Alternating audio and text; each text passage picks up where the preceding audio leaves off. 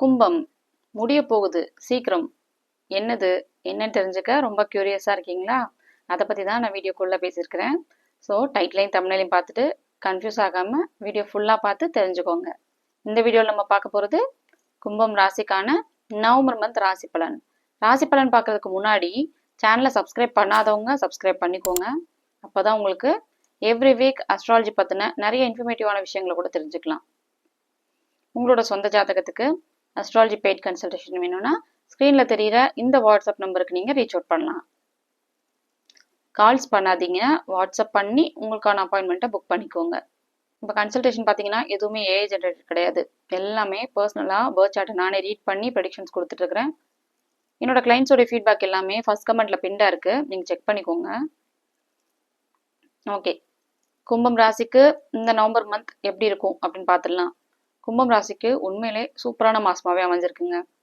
ராசிநாதன் சனி, கும்பம் ராசியுடைய ராசிநாதனான சனி 2வது இடத்துல தனம் வாக்கு குடும்பஸ்தானத்துல இருந்தது. ஜென்ம சனியில இருந்த அளவுக்கு கஷ்டங்கள் இல்லை. ஆனாலும் குடும்பம் சம்பந்தப்பட்ட விஷயம், பணம் சம்பந்தப்பட்ட விஷயத்துல கொஞ்சம் வருமான குறைபாடு மாதிரியான விஷயம் இருந்திருக்கலாம். சொந்த ஜாதகத்தையும் நீங்க செக் பண்ணிக்கணும். சொந்த ஜாதகத்துல யோகாதிபதி தசை போயிட்டு இருக்குன்னா அந்த கோச்சார அமைப்புலாம் பெரிய அளவுல பாதிப்புகள்லாம் தராது. நான் சொல்ற இந்த விஷயங்கள்லாம் பொருந்தாது. ஓகேவா? இப்போ பாத்தீங்கன்னா உங்களுடைய கும்பம் ராசிக்கு ராசிநாதனான சனிக்கு குருவுடைய வீட்டுல குருவுடைய பார்வையிலே இருக்கு. ஸோ சனிக்கு குருவுடைய பார்வை கிடைச்சிருக்கு. உச்ச குருவுடைய பார்வை சனி மேல பட்டிருக்கு. உங்களுடைய ராசிநாதனுக்கு நிறைய நன்மைகள் இருக்கும். நல்ல மனசு ஒரு நிலையில இருக்குங்க. இதுக்கு முன்னாடி இருந்த ஜென்ம சனியெல்லாம் நீங்க நிறைய கஷ்டங்களை ஃபேஸ் பண்ணிருப்பீங்க. எல்லாத்தையும் கடந்து வந்திருக்கிறீங்க. ஆனாலும் ஏன் இன்னும் நமக்கு முடியல அப்படிங்கிற மாதிரி ஒரு ஃபீல் இருக்கும். ஏன் இன்னும் 7.5 சனிக்குள்ளதான் இருக்கிறீங்க. ஜென்ம சனிங்கிறது ரொம்ப மோசமான ஒரு பார்ட்டு. அது முடிஞ்சிருச்சு. சரியா? ராசிநாதனான சனிக்கு குருவுடைய பார்வை கிடைச்சிருக்கு. இப்பதான் ஓரளவுக்கு கிளாரிட்டி கிடைச்சிருக்கும். என்ன பண்ணலாம், என்ன பண்ணக்கூடாது, எந்த ரூட்ல போகலாம், டூஸ் அண்ட் டோன்ட்ஸ், இதை பத்தின ஒரு ஐடியா ஓரளவுக்கு உங்களுக்கு கிடைச்சிருக்கும். ஓவராலா பாத்தீங்கன்னா ரொம்பவே நல்லா இருக்கு. உங்களுடைய ராசிக்கு 3வது அதிபதியான செவ்வாய் இளைய சகோதர ஸ்தானாதிபதி. முயற்சியே பண்ணிட்டே இருக்கிறேன், முயற்சி பண்ணாலும் எனக்கு கிடைக்கல அப்படின்லாம் நினைக்கிறவங்களுக்கு நீங்க பண்ற முயற்சி ரொம்பவே எஃபர்ட்லெஸ்ஸாவே நடந்துரும். உச்சகுருவுடைய பார்வையில 3வது அதிபதி முயற்சி, புகழ், கீர்த்தி, இளைய சகோதரன் இதெல்லாம் குறிக்கக்கூடிய ஸ்தானாதிபதியான செவ்வாய் குருவுடைய பார்வையில இருக்கிறதுனால நான் சொன்ன இந்த விஷயங்கள் எல்லாமே உங்களுக்கு நடக்கும். இளைய சகோதர வழியில உதவி கிடைக்கிறது, உங்களுக்கும் அவங்களுக்கும் உறவு நல்லா இருக்கிறது, நீங்க முயற்சி பண்றது லக்குன்னு ஒண்ணு சொல்லுவாங்கல்ல, இந்த லக் இருக்கிறத நீங்க இப்ப ஃபீல் பண்ணுவீங்க இந்த நவம்பர் மாசம். அதுக்கடுத்து 4வது அதிபதி வீடு, வாகனம், கல்வி, தாய் இதெல்லாம் குறிக்கக்கூடிய ஸ்தானாதிபதி. அம்மாவால உங்களுக்கு உதவி, உயர்கல்வி படிக்கக்கூடிய ஸ்டூடெண்ட்ஸுக்கு உயர்கல்வி அமைகிறது, ஹையர் ஸ்டடீஸ்லாம் பண்ணணும்னு பிளான் பண்ணியிருப்பீங்க இல்லையா, அவங்களுக்குலாம் ரொம்ப சூப்பரான மாசமாவே அமைஞ்சிருக்கு. அரியர்ஸ் கிளியர் பண்ணவே முடியல, ரொம்ப வருஷமா வச்சிருக்கேன், எப்போ கிளியர் பண்ணலாம், எனக்கு இந்த அரியர்ஸை கிளியரே பண்ண முடியலங்க அப்படிலாம் இருப்பீங்கல்ல, அவங்களுக்குலாம் ரொம்பவே நல்லா இருக்கு. ரொம்ப நாளா வச்சிருந்த அரியர்ஸ் எல்லாம், பெண்டிங்ல இருந்த அரியர்ஸ் எல்லாத்தையுமே உங்களால கிளியர் பண்ண முடியும். சில பேருக்கு பாத்தீங்கன்னா வீடு, வாகனம் மாதிரியான விஷயங்கள்லாம் கூட நடக்கும். என்ன கடன் வாங்குற மாதிரி இருக்கும், கொஞ்சம் கடன் மூலியமா உங்களுக்கு அமையும் வீடு, வாகனம்னா. 6வது இடத்துல குரு இருக்கு, அது ஒண்ணுதான் மைனஸ். கடன், நோய், எதிரி மாதிரியான விஷயம் இருக்கும். நல்ல வேலையும் கிடைக்கும். ஏன்னா வேலையை குறிக்கக்கூடிய ஸ்தானமும் கூடாது. ஜாப்லெஸ்ஸா இருந்தவங்களுக்கு ஜாப் கிடைக்கிறது, இருக்கிறவங்களுக்கு ஒரு பெட்டர் ஜாபே கிடைக்கிறது, இந்த மாதிரிலாம் நடக்கும். சுப கடன்கள் கிடைக்கும், வளர்ச்சிக்கான கடன்கள், பிஸ்னஸ்க்கு, இல்லை ப்ராப்பர்ட்டி வாங்குறது, இஎம்ஐல கார் வாங்குறது இதெல்லாம் நடக்கும். 5வது அதிபதியும் ரொம்ப ஸ்ட்ராங்கா இருக்கு புதன், வித்யாகாரகன் சொல்லுவோம். படிப்பு, ஹையர் ஸ்டடீஸ்க்கான விஷயம் எல்லாமே ரொம்ப ஸ்ட்ராங்கா இருக்கு.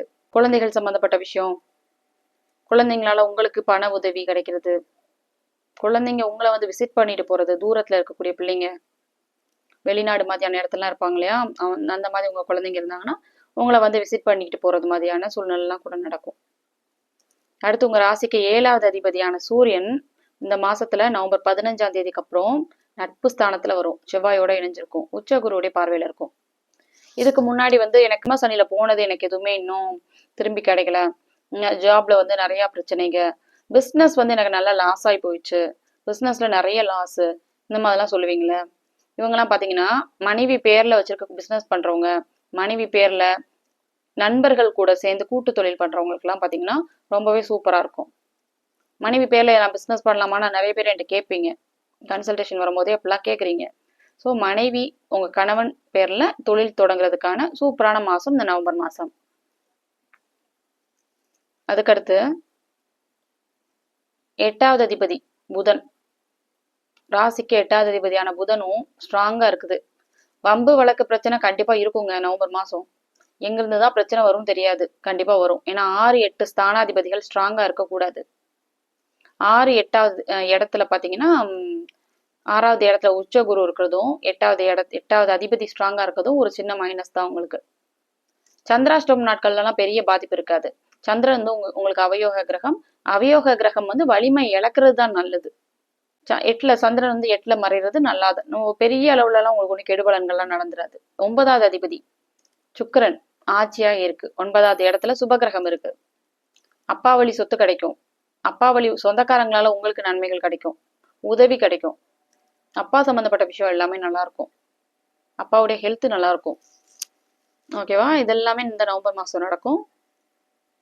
அதுக்கடுத்து 10வது அதிபதி செவ்வாய். நான் சொன்ன அந்த தொழிலை குறிக்கக்கூடிய விஷயம். 7வது அதிபதி 10வது இடத்துல செவ்வாயோட இருந்து உச்சகுருடைய பார்வையும் வாங்கியிருக்கு.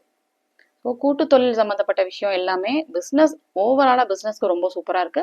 பர்டிகுலராக கூட்டு தொழில் நண்பர்கள் மூலயமா பண்றது இது எல்லாமே ரொம்பவே நல்லா உங்களுக்கு ஒர்க் அவுட் ஆகும். அதுக்கடுத்து 11வது அதிபதி லாபஸ்தானாதிபதி குரு. குரு நல்லா ஸ்ட்ராங்கா இருக்கு. தனாதிபதியும் கூட. பணவரவுகள் கண்டிப்பா இருக்குங்க. நல்ல பணவரவு இருக்கிறத பாப்பீங்க. எனக்கு என்ன அப்படியே கோடி வந்து கொட்டிடுமான்னு கேட்டீங்கன்னா உங்களோட சொந்த ஜாதகத்தையும் பார்த்துக்கணும்.